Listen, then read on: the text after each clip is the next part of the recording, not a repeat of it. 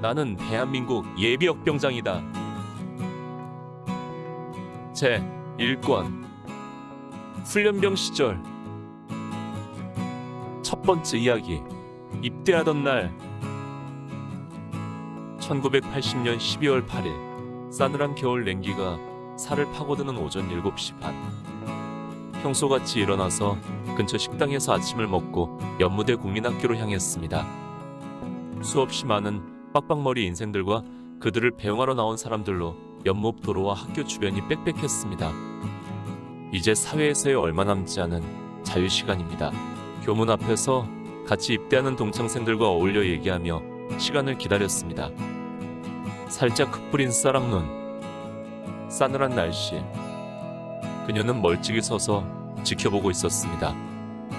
그 후 시간이 돼서 나는 집합을 했고 그녀의 돌아가는 모습은 보지 못했습니다. 나중에 입소대로 가는 길에 여러 사람 틈에서 혹시나 하고 그녀를 찾아보았으나 모습을 찾을 수 없더군요. 오전 8시. 대한민국 국방부 시계는 어김없이 하루의 시작을 알리고 있었습니다. 벌써부터 위압감을 주는 호송한장을 두른 군인들의 호각소리와 통제로 나는 1500여 명의 동반자 인생들과 4계주로 나뉘어 연무국민학교 운동장에 집합했습니다. 지금은 입소대대로 직접 가는 것 같은데 그때에는 왜 그런지 근처 학교 운동장에 모여서 집결한 뒤에 입소했습니다. 우리들은 통칭 장정이라는 호칭으로 불렸습니다. 군인도 아니고 그렇다고 민간인도 아닌 우리들을, 당사자인 우리를 뺀 다른 사람들은 모두들 장정이라고 불렀습니다. 평소에 듣지 못했던 생소한 호칭이지만 한편 생각하니 그보다 더 적절한 호칭도 없을 것 같았습니다. 처음에 우리들은 그저 그동안 익숙하게 살아온 사회인으로서의 모습이었습니다. 군인들의 호각 소리가 들려도 그저 느릿느릿하게 움직이고 줄도 대충 맞춰 섰습니다. 그러던 것이 한순간에 바뀌었습니다. 장정 여러분, 여기가 놀러온 줄 아십니까? 호송완장을 찬 날카롭게 생긴 군인 한 명이 단상에 올라가더니 나지막하지만 단호한 목소리로 말했습니다. 아마 호송 책임자쯤 되는 것 같았습니다. 말투는 존댓말이었지만 분위기는 우리를 압도하는 비수 같은 한마디였습니다. 지금부터 기관병들의 통제에 절대 복종합니다. 알겠습니까? 이때부터 전쟁이 벌어졌습니다. 각조를 담당한 군인들이 앞뒤로 다니면서 설치기 시작한 것입니다. 전체 유결 총대 애처모여 앞에서부터 앉아번호. 우왕좌왕하는 우리들을 향해 군인들은 수없이 소리쳤고 개중에는 군화발에 걷어차이는 사람도 나왔습니다. 몇 사람이 당하자 순식간에 분위기가 달라졌습니다. 줄이 쫙 맞춰지고 앉아번호 하는 소리가 절도 있게 바뀌었습니다. 우리들이 민간인 때를 벗고 제법 군인처럼 줄 맞춰 집합하는데 10분도 채 걸리지 않았습니다. 초등학교 마당에서 집합한 뒤 첫 업무는 각각 지역 병사 담당 공무원들이 자기네 면에서 온 장정들에게 그곳까지 오는 차비를 정산해주는 일이었습니다. 즉, 우리들은 이미 집에서 출발하는 순간 국가의 통제를 받는 국가의 소유물이 된 것이죠. 나는 1100 몇십 원을 받았습니다. 일일이 수기로 기록하고 대조하면서 몇백 원에서부터 몇천 원까지 나눠주는데 그 일이 장난이 아니라서 1500여 명의 장정들에게 정산을 끝내기까지 2시간이 넘게 걸렸습니다. 그러고도 한참을 더 기다렸습니다. 왜 그런지 무엇을 하는지도 모른 채 시간은 자꾸 흘렀고 벌써 반쯤 군기 잡힌 우리들은 찍소리도 못하고 마냥 기다리고 있었습니다. 그나마 마을 분요회에서 나온 아주머니들이 뜨거운 물을 따라주고 있었으나 나는 별로 마시고 싶지는 않았습니다. 집합한 지 3시간째. 시간이 흘러가면서 문제가 생겼습니다. 그것은 호송병들이 우리를 화장실에 가지 못하게 통제하는 것이었습니다. 처음부터 통제한 것은 아니었습니다. 초반에는 몇몇 장정들이 학교 화장실을 다녀왔고 나중에는 더 많은 사람들이 운동장 뒤편 울타리 나무 사이로 가서 볼일을 보게 되자 통제가 시작된 것입니다. 사실 1500명의 장정이 학교 화장실이나 운동장 주변의 용물을 보게 되면 아마 그 냄새가 장난이 아니었겠죠. 그래도 생리적 현상까지 막무가내로 막는 것은 가혹한 처사였습니다. 부녀의 아주머니들이 추위를 이기라고 준 따뜻한 물은 차가운 날씨에 오롯이 소변이 되어 나가고 싶어 하는데, 그러나 우리는 호송병들의 호랑이같이 으르렁거리는 호령 소리에 주눅이 들어 꼼짝 못하고 참아야 했습니다. 그러면서 부대로 들어가면 정말 시원하게 볼일을 볼 수 있으리라 생각하며 빨리 부대로 이동하기만을 간절한 마음으로 기다리고 또 기다렸습니다. 두 번째 이야기, 입소 대대 신고. 마침내 초등학교에서 부대로 이동을 시작했습니다. 아직은 민간인 신분이었지만 호송병들의 불아리는 눈길 속에 군인처럼 두 명씩 줄을 맞춰 대로변 인도를 따라 걸었습니다. 호송병들의 통제는 무자비했고 상상 이상으로 가혹했습니다. 마치 우리들의 얼을 빼놓으려는 듯 설쳤습니다. 그들의 통제에 우리들은 이미 주눅이 들어 있었습니다. 서로 아는 사람끼리 함께 가고 싶어서 지체하다가 호송병의 군화발에 걷어채어 넘어지는 사람도 있었고, 한눈 팔다가 대우가 흐트러지자 늑달같이 달려와서 발길을 날리는 경우도 있었습니다.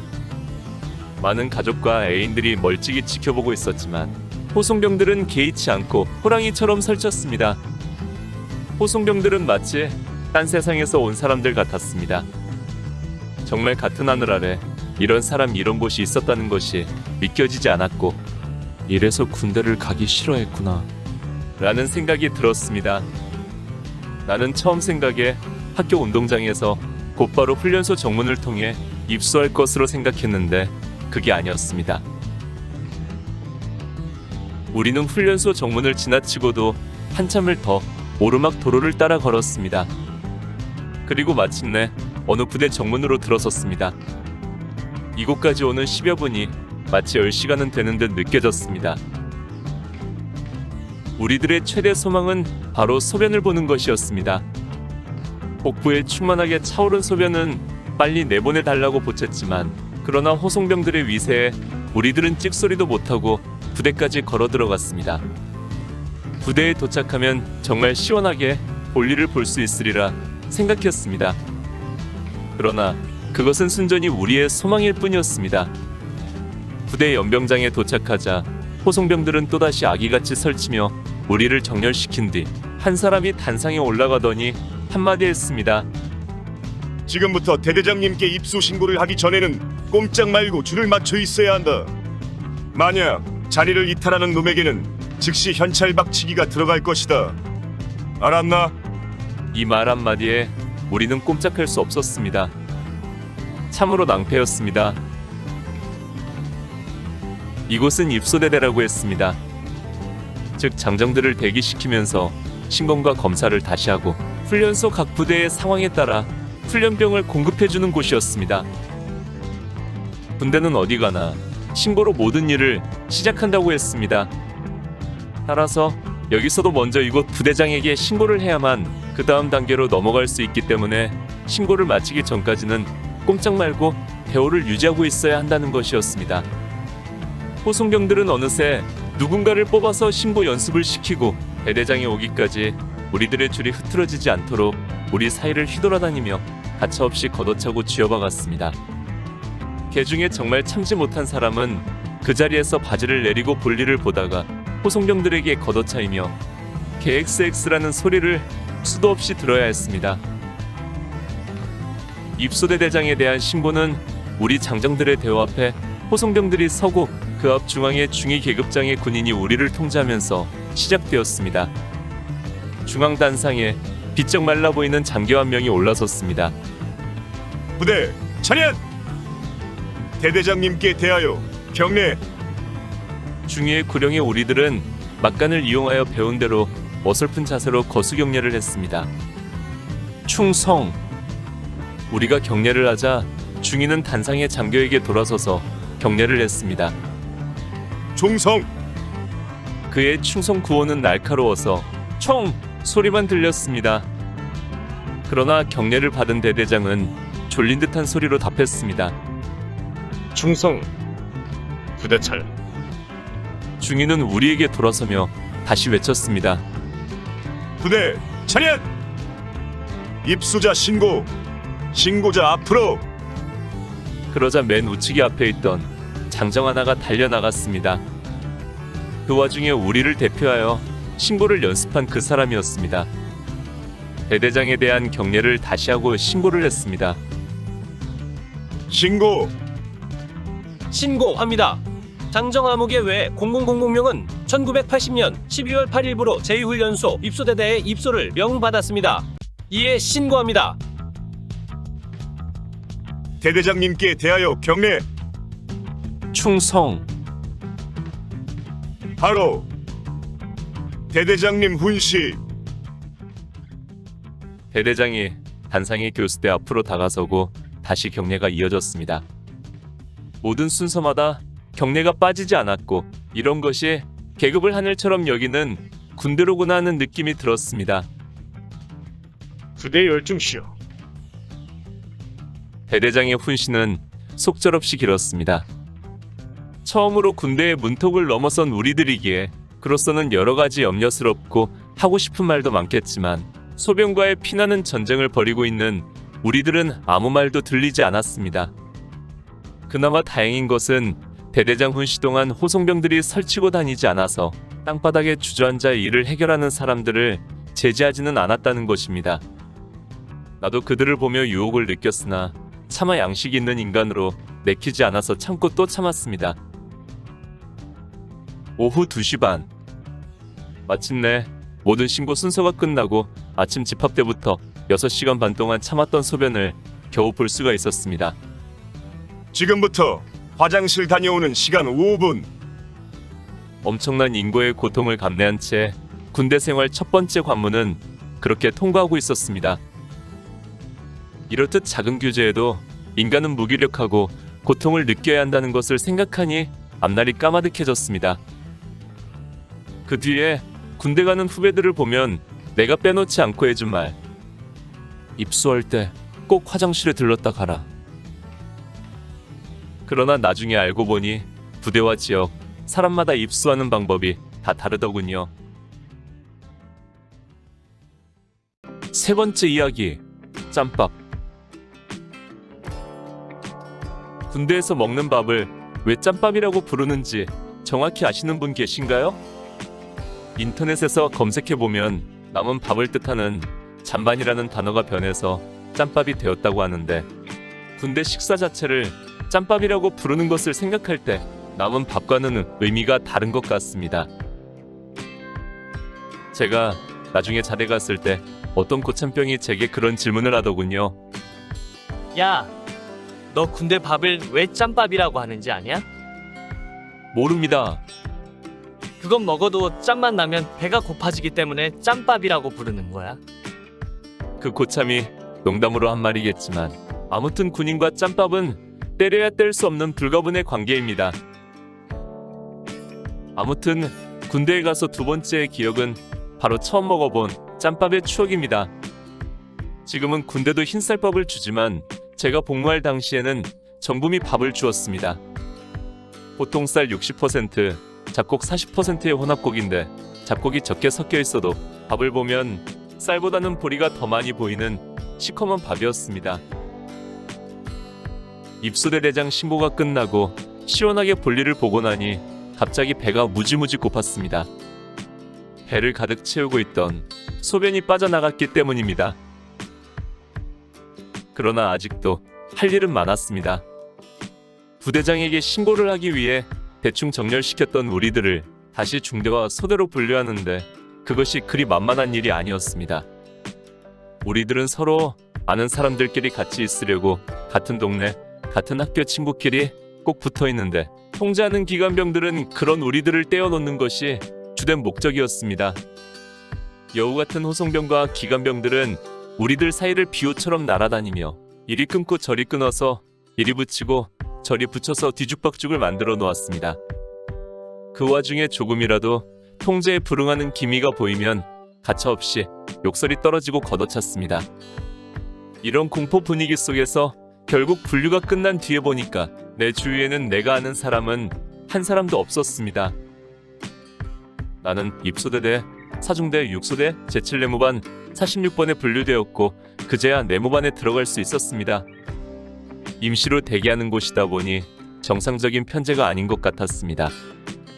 나중에 보니까 본래 훈련소 편제는 소대당 40명이었는데 이날은 입소자가 너무 많아 기본 인원의 2배인 80명을 한 개 소대로 투입했던 것입니다. 이렇듯 중대와 소대가 분류된 뒤에도 할 일은 많았습니다. 소대 규모로 나눠 내무반에 배치하고 각 소대에서 10명씩 식사당번을 차출하여 식당에 가서 식사를 타다가 내무반에서 각자에게 배식해주는데 이러고로 시간은 속절없이 흘러가서 밥을 받았을 때는 오후 2시가 넘어갔습니다. 나는 평소 식성이 매우 좋아서 아무 음식이나 잘 먹고 하루 3끼 식사는 철저히 지키는 식습관을 가지고 있었습니다. 새벽 일찍 밥을 대충 먹고 입수한 데다가 이러저러한 일로 오후 2시가 넘어가고 그나마 뱃속을 지탱하고 있던 소변이 한꺼번에 빠져나가고 나니 엄청난 허기가 느껴졌습니다. 식사도 먼저 밥을 받았다고 해서 먼저 먹는 것도 아니고 모든 소대원들이 다 받기까지 기다려야 했습니다. 40명이 들어가야 할 내무반에 80명씩 집어넣어 콩나물 시루같이 앉아야 했고 배식 시간도 길어져 80명 배식이 끝났을 때는 국도 밥도 다 식어버린 뒤였습니다. 식사도 기관병의 통제에 의해 시작되었습니다. 주목! 식사는 먼저 우리들에게 식사를 제공하신 부모님께 감사의 묵념을 하고 식사 개시 하면 감사히 먹겠습니다. 구호를 외치고 식사를 개시한다. 알겠나? 예, 부모님께 감사의 묵념. 바로 식사 개시. 감사히 먹겠습니다. 우리들은 정말 배가 고팠습니다. 누가 먼저랄 것 없이 큰 소리로 외치고 허겁지겁 식사를 하기 시작했습니다. 속담에 시장이 반찬이다 라는 말이 있지요. 배고프면 어떤 음식이든지 맛있게 먹을 수 있다는 말입니다. 그런데 군대에서 첫 번째 밥을 떠서 입에 넣는 순간 첫 느낌은 쓰다는 것이었습니다. 도대체 이렇게 쓴 밥이 있을까? 내가 힘들고 긴장해서 입맛이 쓴 것인가? 생각이 들어 옆 사람들을 보았더니 모두가 나와 같은 생각인 듯 얼굴 표정들이 하나같더군요. 아무리 정범이라지만 도대체 쌀을 가지고 어떻게 했기에 이렇게 쓴 밥을 만들 수 있을까? 국을 먹었습니다. 식어버린 된장국도 역시 쓴맛 외에는 다른 맛은 없었습니다. 식사는 일식 3찬으로 나오는데 반찬 3가지 중에서 국과 김치를 빼고 나온 것은 생선이었습니다. 평소 음식 중에서 비린내 나는 생선을 가장 잘 안 먹는 편이었는데 그날은 그나마 비린내 나는 생선이 쓴맛을 조금 덜하게 해줘서 나왔습니다. 한 술, 2술 억지로 먹어보았지만 도저히 더 먹을 수가 없어서 3분의 2 이상을 남겨버렸습니다. 다른 사람들도 모두 같았습니다. 기관병이 와서 남기지 말라고 소리쳤지만 막지는 않았습니다. 아마 그들도 처음 입대했을 때 경험했던 상황일 것입니다. 밥을 잔반통에 버리면서 생각하니 아찔했습니다. 앞으로 남은 군대 생활 33개월, 날짜로는 1000일. 그 기간 동안 3000끼니를 이런 밥을 먹고 살아야 한다니 눈앞이 캄캄해지더군요. 몸이야 고생되어도 참을 수 있다지만 먹는 것이 이래서야 어찌 견뎌낼 것인가? 그런데 후일담이지만 나중에 군대 생활을 하면서 점점 군대밥의 입맛이 길들여지면서 배고플 때면 그날 입소대에서 다 먹지 않고 내버렸던 밥이 어찌 그리 아깝던지. 사람은 환경에 적응하면서 살게 되더군요. 4번째 이야기, 첫날 밤과 칼잠. 어느 곳에서나 첫날 밤은 매우 중요합니다.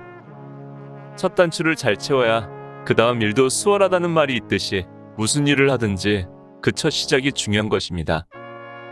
그런 의미에서 군대에 입대한 첫날 밤은 앞으로의 군대 생활을 가늠해 볼 수 있는 의미 있는 시간이었습니다.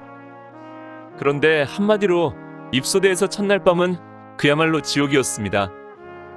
앞서 말했듯이 40명이 들어갈 내무반에 그 2배인 80명을 투입했으니 그야말로 콩나물시루 같았던 것입니다. 그래도 앉아있을 때는 괜찮았는데 누워서 잘 생각을 하니 걱정이 몰려들었습니다. 군대에서의 첫날 밤은 일석점으로 시작되었습니다. 군대에 오기 전부터 귀가 따갑게 들었던 것이 바로 점호에 대한 것들이었습니다. 선배들에게 들었던 고통스러운 일석점호의 추억담들이 기억나서 긴장하며 점호를 기다렸습니다. 각 내무반을 담당한 기관병들은 우리들을 침상 위에 2줄로 정렬하여 앉게 하고 자기는 내무반 입구 앞에 위치했습니다. 이윽고 밤 9시가 되자 어디선가 호루라기 소리가 들리더니 큰 소리로 외치는 소리가 들려왔습니다. 제4중대 일석점호 중대 차렷! 뒤이어 보고 소리가 들렸습니다. 제4중대 일석점호 인원 보고 총원 000명 사고 무 현재원 000명 이상 점호 준비 끝. 이윽고 점호가 시작되는 것 같았습니다. 우리 내무반이 점호를 취할 때는 거의 40여 분이 지난 후였습니다. 노란 완장을 찬 장교 한 사람과 역시 노란 완장을 찬 하사 한 명이 내무반 앞에 오자 문 앞에 서 있던 기관병이 거수경례를 붙이며 보고를 했습니다. 충성 제6소대 일석점호 인원 보고 총원 80명 사고부 현재원 80명 이상 점호 준비 끝. 보고를 받은 뒤 장교가 앞서 들어와서 우리를 쓱 돌아보더니 부드러운 목소리로 말을 했습니다. 고향 부모 형제를 떠나 입대한 여러분을 환영한다. 오늘 한꺼번에 많은 인원이 입소하여 잠자리가 매우 불편할 것이다. 그래서 칼점을 자야 하는데 지금부터 칼점 자세에 대하여 설명하겠으니 잘 보고 따라하기 바란다. 앞에서 2사람 기상. 기관병이 내무반 입구 쪽에 앉아있던 2명을 일으켜 세웠습니다. 지금부터 이 사람들이 눕는 것을 잘 보고 그대로 실시하도록 한다. 먼저 한 사람이 눕는데 옆구리가 바닥에 닿도록 옆으로 눕고 다음 사람 역시 그 자세로 누워 자는 것이다. 시범 조교 취침. 기관병은 일으켜 세운 2사람으로 칼점 자세 시범을 보이도록 했습니다. 생전 들어보지 못했던 생소한 단어인 칼점. 칼점은 칼날을 세워놓은 것처럼 모두가 옆으로 누워서 자는 것이었습니다. 세상만사. 어젯밤까지만 해도 방 한 칸에서 이리저리 굴러다니며 거리낌 없이 잠을 자던 내게 소위 칼점은 차라리 고문과도 같았습니다. 일석점호는 취침 자세에 대한 설명과 시범을 끝으로 끝났습니다. 안 되는 것이 없는 곳이 군대라고 했던가요? 일석점호가 끝나자 기관병이 우리들을 통제했습니다. 지금부터 취침에 들어가는데 좀 전에 배운 대로 칼잠을 자도록 한다. 전체 매트리스를 깔고 취침 시작. 기관병의 호령 한마디에 우리는 모두가 옆으로 끼어 누웠습니다. 거의 움직일 틈조차 없이 우리는 차곡차곡 누워서 억지로 눈을 감아야만 했습니다. 눈을 감으니 그날 하루의 시간이 주마등처럼 스쳐 지나갔습니다. 서릿발 하얀 새벽부터 아침밥도 제대로 먹지 못한 채 서둘러 들어섰던 연무대 초등학교 운동장. 집합하고 교통비 정산받고 호송 완장을 찬 인상사나운 군인들의 인솔을 받으며 들어선 입소연대.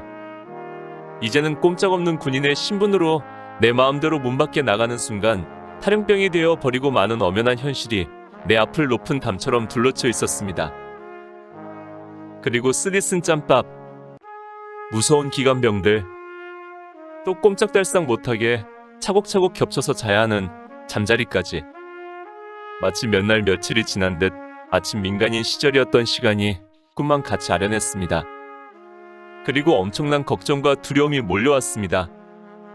군에 입대하기 전에 나름대로 생각도 많이 하고 마음의 준비도 많이 했는데 막상 들어와서 보니 현실은 내가 생각했던 것 그 이상의 것이었기 때문이었습니다. 아, 앞으로 어찌 견뎌야 할 것인가. 내가 과연 이 생경스럽고 비상식적이고 비논리적인 세상에서 적응하며 생활에 나갈 수 있을 것인가? 군대에서의 첫날 밤, 그 시간이 깊어갈수록 생각은 더 심란하여 뒤척일 뿐이었습니다. 오늘 추억 여행에 함께 해주셔서 감사합니다. 다음 이야기를 기대해 주시고 구독과 좋아요 부탁드립니다. 당100